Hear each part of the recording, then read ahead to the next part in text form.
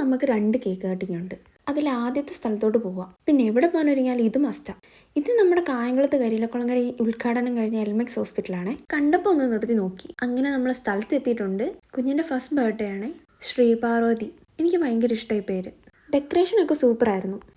ഇതാണ് കേട്ടോ birthday cake. അങ്ങനെ പാറുവിൻ്റെ അച്ഛനും അമ്മയായിട്ട് കേക്ക് കട്ട് ചെയ്തു. കുഞ്ഞ് ജനിച്ചത് 6 മണിക്ക് ശേഷമായിരുന്നേ. അപ്പോൾ ആ ടൈമിൽ തന്നെ കേക്കും കട്ട് ചെയ്തത്. ശ്രീപാർവതി എല്ലാവരും വിളിക്കുന്നത് പാറു എന്നാണ് കേട്ടോ.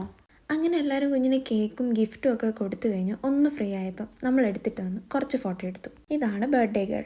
പിന്നെ അവിടെ നിന്ന് നല്ല ഫുഡ് ഉണ്ടായിരുന്നു, അതും കഴിച്ചു. ഞാൻ വീഡിയോ എടുക്കുന്നതിൻ്റെ നാണായി മുഖത്തൊക്കെ കാണുന്നത്. അങ്ങനെ അത് കഴിഞ്ഞിട്ട് നമ്മൾ അടുത്ത വഴിക്ക് പോയി.